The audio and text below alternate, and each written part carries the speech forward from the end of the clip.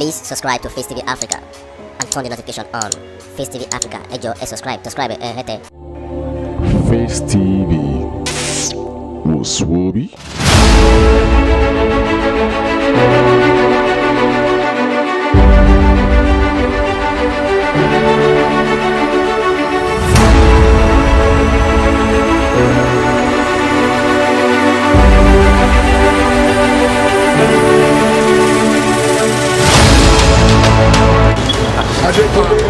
Ọmọ afọdún ìrànwọ́ ojú mo ṣe ní kórí fún ẹlẹ́ ní àrígbẹ́ fáwọn aṣọ àrígbẹ́ mi ò jẹ́ pàdé tí kò kọ́ ní bẹ́ẹ̀ ni mo kàn fẹ́ jẹ́ kọ́mọ̀ ẹ̀kọ́ wọ́n ń pàtẹ́ tẹ̀lé wọ́n ló ṣe wá tẹ̀ bá ṣe ń dá ṣe ń tọ̀nà wọ́n ṣe ń tọ̀nà àtẹ̀bọ̀ yọ sí máa ṣàdúrà.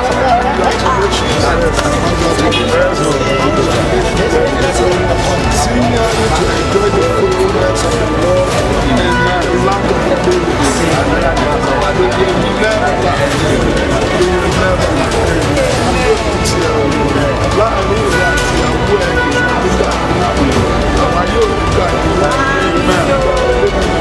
Àwọn tí kò tí máa gbé wáyé ló máa ń gbé lọ sọ́run. Ojú ò ní fi ẹlẹ́sàn lé ní, ọwọ́ ò ní fi ẹlẹ́sàn lé ní, apá ò ní fi ẹlẹ́sàn lé ní. Gbogbo tó bá fẹ́ ní dáadáa lọ́wọ́ pé láti ra èrè òwò. Gbogbo tó bá dáadáa lọ́wọ́ ṣe fún yín. Má jẹ́ ìgbà tó tọ̀. Congratulations my brother from another mother.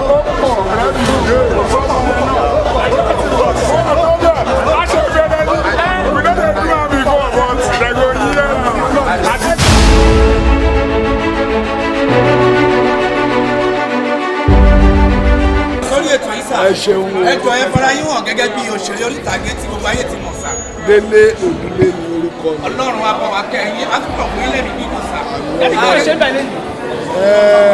À ń ṣe àfihàn sinimá ọlọ́wọ́ gbọdọ̀rọ̀ a fi ń ṣe ìrántí ọjọ́ ìbí Adékúnlé Àfọ̀dún tí gbogbo wa mọ̀ sí Kúnlé Àfọ̀. Dájú lọ́rọ̀ kékeré kẹlẹ́ ìṣàlàyé máa Kúnlé Àfọ̀. Tẹ́mi bá sọ wọ́n máa ròyìn pé tẹ́mi bá sọ wọ́n á ròyìn pé bóyá mò ń exaggerate wọ́n á rò pé mò ń kàrámọ̀ ẹ̀ ṣùgbọ́n ẹni tí àwọn òbí tọ́ ló tún ara ẹ̀ tọ́ ni nígbà tó fẹ́ bẹ̀rẹ̀ eré orí ìtàgé ti Yorùbá ló wá bá mi nílùú Èkó mo wá sọ fún mi pé mi ò gbẹ́kọ̀ọ́ Èkó níwọ̀dẹ̀ ń gbé tí mo bá fẹ́ lálùjọ màá sọ pé kò lọ síbi tí wọ́n ti lè dá ẹni lálẹ́kọ̀ọ́ dáadáa ní ìlú Èkó òun ló ṣe jẹ́ kó di èrò àwàdà kẹ́ríkẹ́rí organisation tí ọ̀gá wa Adébáyọ̀ Sàlámì tí wọ́n jẹ́ olùdarí ẹ̀ ní ìgbà yẹn ọmọ dáadáa ní sí mi ó dẹ̀ múnú àwọn ìlànà tó pọ̀ kò ń ṣọmọ líle ṣùgbọ́n gbogbo èèyàn tó náà bá ti kó níjànú ọmọ líle náà máa ń pè if you are a very disciplined person people will actually read another meaning entirely. They will say maybe you are arrogant.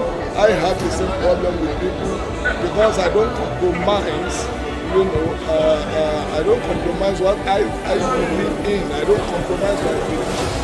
So ọmọ tí à ń pè ní Adékúnlé náà òun náà ò kì í ṣe ẹni tó máa ń compromise ìbí ìbẹ̀ ó bí ní pé tó bá yẹ kéèyàn ṣe èèyàn láti ṣe. Ọdún wọn kọ́kọ́rọ́ kí ni kí àwọn olóyè àpò tó máa retí ìgbà ó ti pẹ́ tó ti ń ṣe bọ̀ òun náà ò kéré mọ̀ ó yẹ kẹ́ mọ̀ pé nǹkan tó dára náà ló máa ti ọwọ́ ẹ̀ jáde lágbára ọlọ́run. I am not part of the movie. I am not part of the movie. But it doesn't really matter that I didn't say that I should not come for this premiere because Adékúnlé Àfọ̀dún is my state. So there is no way I wouldn't have been part of it.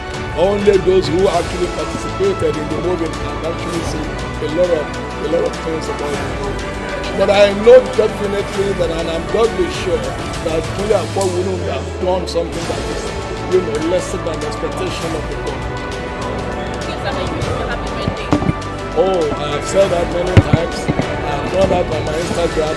I have said it outside that I prayed for him. I prayed him. I even have prayed for him in his own absence, and I am wishing him happy birthday. Many happy returns.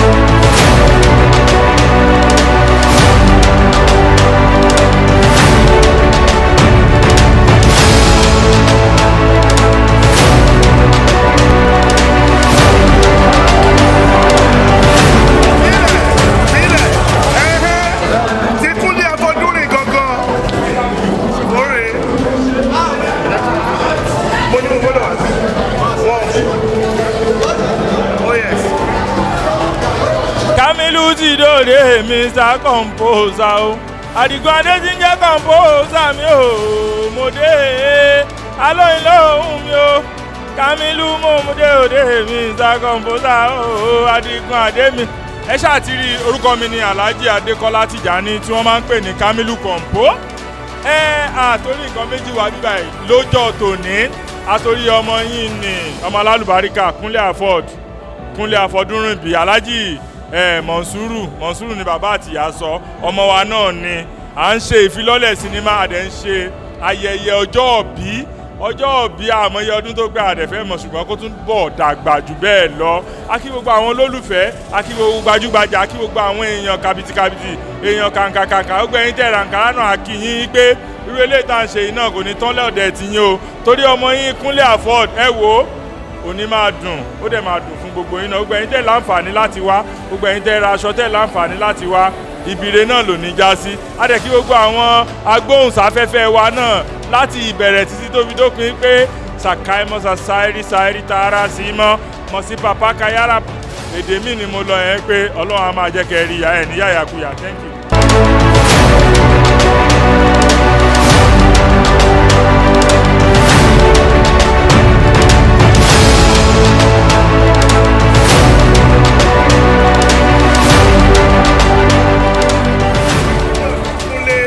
Ọmọ Afọdúnrìn táwọn èèyàn mọ̀ sí Kúnlé Afọ́d nínú mi dùn kan láti wà níbí. Kúnlé jẹ́ èèyàn dáadáa, Kúnlé jẹ́ dàrẹ́kítọ̀, Kúnlé jẹ́ actor, Kúnlé ti wà nínú iṣẹ́ ìlàtọ̀jọ́ tó ti pẹ́.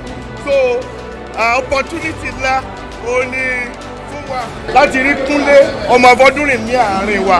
So gbogbo ọ̀nà bó ṣe lè wù kí bísí tó mo gbọ́dọ̀ wà ń bí lẹ́nìí láti celebrate Kúnlé ọmọ Afọdúnrìn. Thank you so much. My name is Adekunle Olalekan Afod. Okay, Mr. Kúnlé Afọ́d, why are we here today? Well, we are here to do a double combo. My birthday and at the same time a movie premiere, Ọwọ́ Gbọgbọrọ. Your fan, what really their expectations? Well, there's a tag I gave to this event. Oh my loud though. They should expect the unexpected. You know, we want to wow them. We want to bring some innovation into the entertainment industry and also make them enjoy themselves. Well, life itself is a challenge, and whatever you do, you're definitely bound to face one or two things. Well, it was a smooth shoot. Actually, it was a smooth shoot. The only thing that I can say is because I have chosen the date for the premiere, which is my birthday, and the shoot came a bit late. You understand? So I had to hurry up, do the shoot, do the post-production as fast as possible. Dáńkọ́ gbì ní o, wọ́n máa retí a máa pa wọ́n lẹ́rìn-ín, a máa múnú wọn dùn, wọ́n máa gbádùn ara wọn, ó máa láòdùn.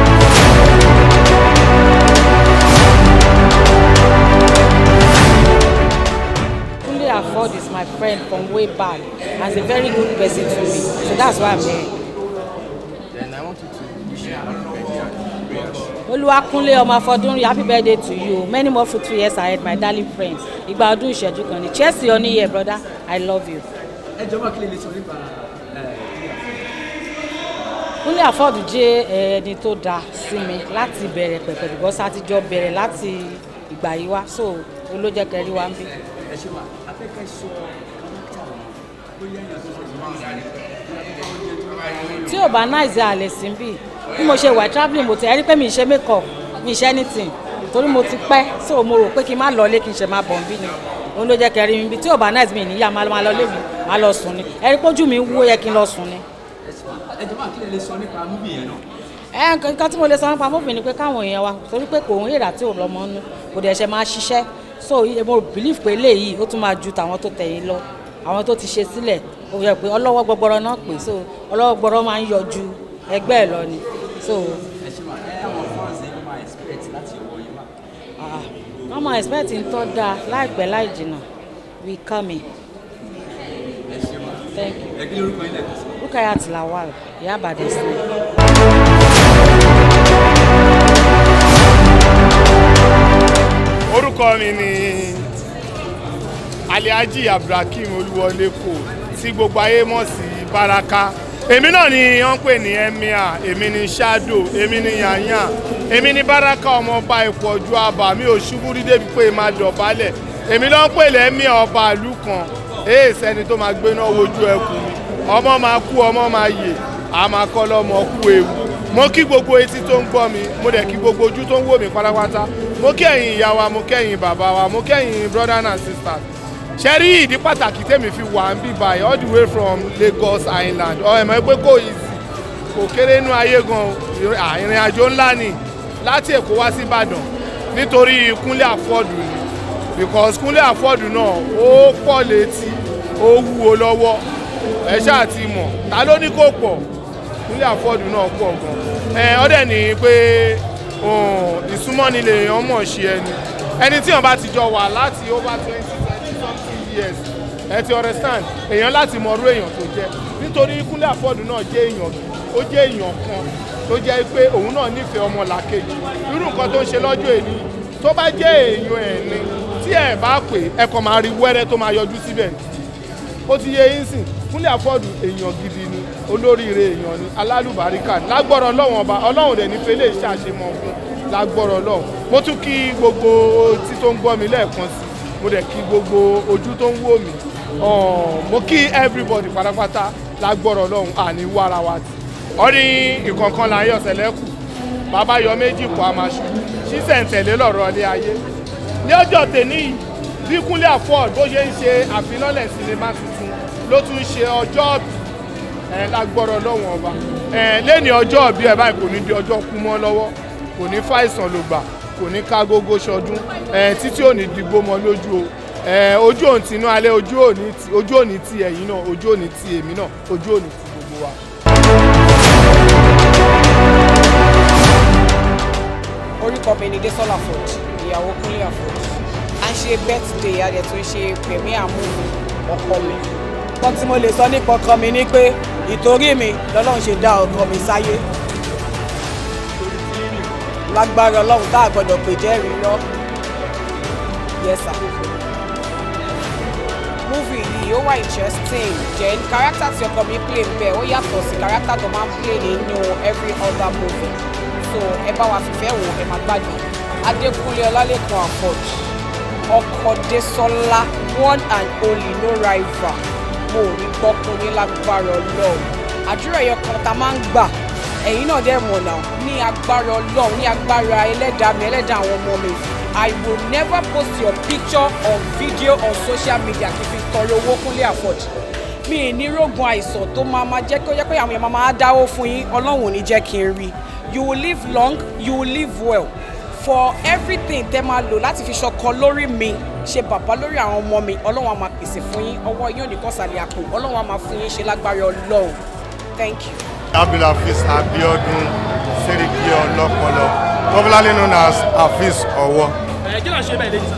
Èmi ò tiẹ̀ mọ̀ mo sáré gbé mo kàn dán kára mo dẹ̀ wọ́ fìlà èmi dẹ̀ ń bọ̀ tèmi bàtí máa dé máa gba ẹ̀dọ́ ṣé èyí kan ti gẹ̀ẹ́tì mi kí ni bẹ́ẹ̀dẹ̀ bá ṣe Afọ́ọ̀dù àti ìkówójọ tó fẹ́ fi jà wá lólè òun màláwá bá mi bàyìí naturally anyway I celebrate Adékúnlé Afọ́ọ̀dù ọmọ ìyá náà lẹ́ni then a dẹ̀ ń ṣe fundraising fún organisation Kúnlé Afọ́ọ̀dù film production reason ta ṣe wà ń lu Ìbàdàn.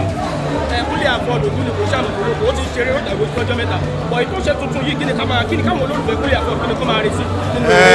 ẹ̀yin náà ti sọ ẹ lóòdù ni kò ń sáìmọ̀ fọlọ́kọ fíìmù tí wọn bá dẹ̀ ń ṣe tó ti lé ní 30 years torí èyàn ò bá dọ́ta ó yẹ kó máa ṣe best ni kò dẹ̀ ń ṣe tó o ti ṣe sẹ́yìn láyé fẹ́ fi appreciate ẹ̀ bí òun ṣe tó o bá ṣe presently làwọn èèyàn fún ọ pé fíìmù tí bọ́bọ́ yẹn ṣe last so èèyàn ní láti tẹpá mọ́ tó bá ń ṣe ní present situation ni so eléyìí èmi gbà pé nǹkan gidi ló máa wà ní sinimá yìí bẹ́ẹ̀. Mrs. Iyọlá Beatrice lèmi ń jẹ́ o. Mrs. Iyọlá Beatrice èmi jẹ́ ìyá ẹ̀ àkọ́bí mi nìyẹn mo dúpẹ́ lọ́wọ́ Ọlọ́run ọba tó fún mi ní àǹfààní láti dọjọ́ òní ọba tó dẹ̀ fún mi ní ọmọ olóríire tá à ń celebrate lọ́jọ́ òní torí pé ọjọ́ òun ló dàbí àná yìí nígbà tí Ọlọ́run fi ẹ̀bùn náà ta mí lọ́rẹ mo dẹ̀ dúpẹ́ ọba tó bá mi wò ó di àsìkò yìí ọba tó ń dàbò ẹ̀ bò ọba tí ò jẹ́ ń lójú ẹkún lé lórí tí ò jẹ́ ń lẹ́ẹ̀kẹ́ òṣè eré ìtàgé jẹ́ iṣẹ́ takuntakun ni o àwọn kan ń pè léré èmi ò pè léré iṣẹ́ ni torí pé iṣẹ́ tẹ́ bá mọ bí wọ́n máa ń wọ̀ lọ tẹ́ bá mọ bí wọ́n ṣe máa ń káàkiri tẹ́ bá mọ bí wọ́n ṣe máa ń kàwé tẹ́ bá mọ bí wọ́n ṣe máa ń ronú wọ́n tó lè gbé eré jáde ẹ̀yin náà mọ̀ pé iṣẹ́ ni ṣùgbọ́n àwọn kan sọ pé eré ìtàgé ṣùgbọ́n iṣẹ́ ló yẹ kán máa pè torí àwọn tí ò lọ́pọlọ pípé wọn ò lè ṣiṣẹ́ yẹn mo dúpẹ́ lọ́wọ́ Ọlọ́run tó tì lẹ́yìn. ẹ ṣe ló mà ẹ mọ̀ pé arákùnrin yìí wọ́n jẹ́ ọmọ yìí dákùnrin sí kúlẹ̀ àpọ̀ ìgbà tó bẹ̀rẹ̀ orí ìtàgé yìí tó bẹ̀rẹ̀ eré yẹn látàkùnrin ìjẹ́ yìí sọ́pọ̀tì wọn. kò síbi tó lọ tẹ̀lé òkè ń bá lọ kò sí gbogbo àwọn ọ̀gá ẹ̀ tí ó mọ̀ mí kò sí even ìgbà tó ṣì ń lo National Theatre láti lọ gbé fíìmù jáde mo máa ń bá wọn lọ bẹ̀ torí pé gbogbo nǹkan tó ń ṣe lórí kíní mo ń support ẹ̀ àwọn ọ̀gá ẹ̀ gbogbo dà mọ̀ pé mo máa ń support ẹ̀ ó bẹ̀rẹ̀ lórí ọ̀gá Bello kò sí gbogbo ibi tó ń lọ yẹn tẹ̀mí ò kì í bá débẹ̀. so màmá wa ni mo ṣe lè sílẹ̀ nìyẹn nǹkan ìdùnnú ni pé ọmọ yìí oríire méjì ni wọ́n kó pọ̀ wọ́n pè mí àwọn fi hàn àṣeyọrí iṣẹ́ kan wọ́n lè tún ṣe ọjọ́ òbí gẹ́gẹ́ bí abiyamọ báwo ni mo ṣe lè sílẹ̀. inú mi dùn gan ni o ẹni tó bá jẹ́ pé ó ṣàbíyamọ ó bí ọmọ yẹn ó rí wò ọmọ náà tún ṣoríire òun gan ló ṣoríire àdúpẹ́ ọpẹ́ ìdùnnú là ń dá mo dúpẹ́ lọ́wọ́ Ọlọ́run ọba tó bá mi dá ìlú ẹ̀ sí tó fi ń ṣe gbogbo ohun tó ń ṣe lénìí kọ́lọ́run kó jẹ́ kí ìdùnnú yẹn kó bá mi dalẹ̀. nínú pípa fẹ́ jáná rẹ tó ń la gidi tó rò bóyá ó mọ̀ èèyàn tó rò bóyá ó fẹ́yàn sọ̀rọ̀ ẹgbẹ́gbẹ́nu sọ yìí gẹ́gẹ́ mo bá wí tó wá rò bóyá ó léyìn òkè ká jáná rẹ á já okùn ẹ̀mí ẹ̀ àgbà sọ okùn ẹ̀mí ẹ̀ ọ̀pẹ ọmọdé iná lẹ máa já ẹ̀mí tó kù ẹ̀mí tí bá rí iná inú máa ń bí mi ni torí ní NEPA ọ́fíìsì gan àlóná jẹnẹrétọ̀ là ń lò. iná lẹ máa já ẹ̀mí járe okùn ẹ̀mí. ẹnu yín rùn mú wá bọ́ ìdí yìí ni ẹ̀sùn sẹ́yìn. Dọ́là òṣèré yìí náà ẹ ṣáà tún bàbá yìí ṣe ẹ̀lágbọ̀dọ̀ rẹ̀ kí official babation be live here with some dollar and FM fishing all the way from Birmingham in UK. Ọlọ́run UK. You can see we are here live and direct because of Kúnlé Afọ́d ẹ̀ṣẹ́ àti mọ̀ ẹ̀jẹ̀ mi live and see mi ọlọ́wọ́ gbọgbọrọ ìrẹ̀ láwà yìí ẹ̀ṣẹ́ àti gbọ́ bẹ́ẹ̀ máa jáde Ọlọ́run ẹ̀ mọ̀ pé kò ń kọ̀ ṣá bàbá yìí ló ń dùn ẹ̀ mo package All right, ladies and gentlemen, in case you don't know, this is your boy Tom Dollar, Nollywood Finest, in case you don't know. Yeah, bro. Live, right here. Celebrating one of the icons in the movie industry, Kúnlé Afọ́d, Mr. Inspiration. Today is his birthday. We came here to celebrate him, and we came here to launch his new movie, Ọlọ́wọ́ Gbọgbọrọ. And I have my brother in the house. Yeah. My name is Femi Adetunji Gabriel, CEO FM Stitches Limited. I am a designer. I'm here with my big bro and my cool brother, man. Yeah. Papa Eshu, and Tom Dollar, man. Tom Dollar, man. Opa. We're here for Kúnlé Afọ́d, a good friend of mine, anyway. Yeah. You can hear him from Baba Eshu.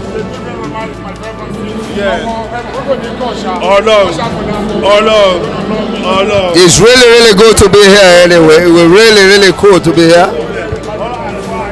Please subscribe to Face TV Africa and turn the notification on. Face TV Africa, subscribe, hete.